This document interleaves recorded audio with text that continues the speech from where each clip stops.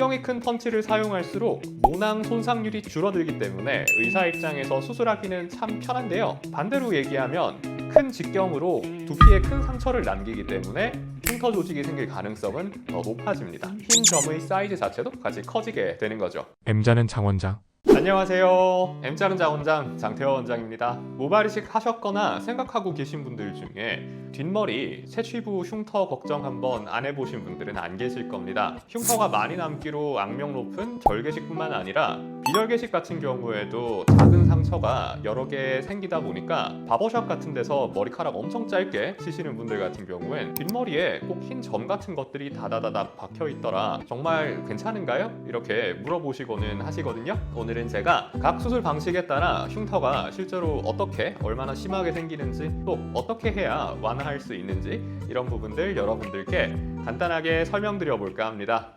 우선 절개식 모발이식을 받으시게 되면 선상으로 기다란 형태의 흉터가 생기게 됩니다. 활성이 좋고 봉합해주신 원장님이 기술이 좋으시다면은 그 두께가 작게는 한 2mm 정도, 그러니까 눈에 거의 띄지 않는 수준까지 좁아질 수도 있지만 두피가 많이 질기시다든지 봉합 기술이 좋지 않았다면 심한 경우에는 1cm 넘게 크게 벌어져서 머리카락을 짧게 깎기 정말 힘들어지시는 경우도 있죠. 반면 비절개 모발이식은 굉장히 작은 상처, 약 직경 1mm 이하의 원형 상처를 1000개 넘게 만들어서 모발을 뽑아내는 그런 방식입니다. 큰 흉터가 생기지는 않지만 새살이 돋는 부위는 흉터 조직이 조금 섞일 가능성이 높고요. 그래서 흉터가 안 생긴다라기보다는 티가 거의 나지 않는 방식이라고 보시면 되시겠습니다. 그런데 비절개 같은 경우에도 흉터가 좀 티가 날 수 있는 조건들이 있습니다. 제일 대표적인 게 피부 자체가 많이 검으신 경우입니다. 일반적으로 두피는 머리카락이 있다 보니까 자외선이 자연스럽게 차단되는 곳이라 다른 부분의 피부보다는 톤이 많이 밝은 편인데요. 그렇다고는 해도 선천적으로 피부톤이 좀 어두우신 분들 같은 경우엔 뒷머리 채취 부위에서 새살이 돋은 자리가 많이 밝아 보일 수 있습니다. 갈색 바탕에 하얀 점을 뿌려놓은 것 같은 그런 모습이 되실 수도 있는 것이죠. 그렇다면 비절개 시술을 받으시면서도 뒷머리 흉터 걱정하지 않으시려면 어떻게 해야 되느냐? 의사가 잘하는 것이 굉장히 중요합니다. 비절개 모발이식에서 뒷머리 흉터의 크기를 결정하는 가장 중요한 요인이 저희가 채취할 때 사용하는 펀치의 두께입니다.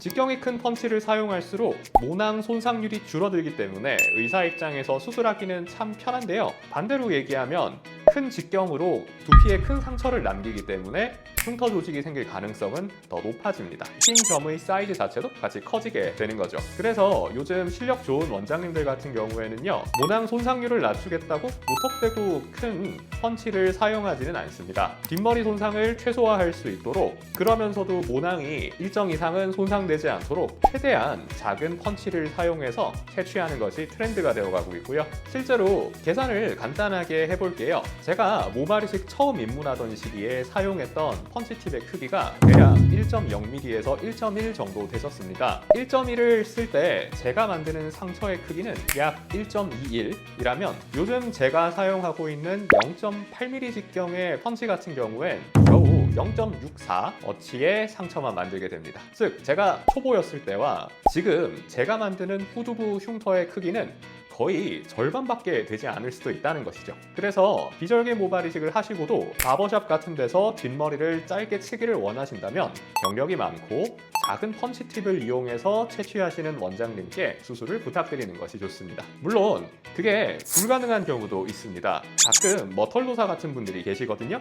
머리카락 하나하나의 굵기가 굉장히 굵은 분들은 어쩔 수 없이 직경이 좀 큰 펀치를 써야 하는 경우도 있는데요. 이런 분들 같은 경우에는 수술을 하신 뒤에 머리카락을 약간 길게 한 1cm 이상으로 유지를 하시거나, 또는 신경이 많이 쓰이신다 라면 후두부 흉터 부위에 조심스럽게 두피 문진을 실시해 보시는 것도 도움이 될 수가 있습니다. 흰 점에 까만 문진을 새겨 놓으면 티가 훨씬 덜 나시겠죠.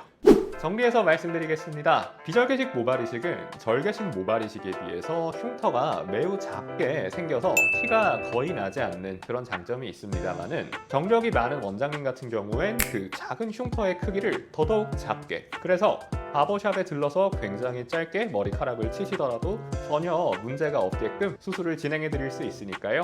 비절개 모발이식 고려하신다면 수술해 주시는 원장님의 경력 꼭 확인하시기 바라겠습니다. 제 영상이 도움이 되셨다면 좋아요와 댓글, 구독 부탁드리겠습니다. 궁금하신 점 있으시면 댓글로 남겨주시고요. 제가 성의껏 답변 도와드리겠습니다. 감사합니다. 장태호 원장이었습니다.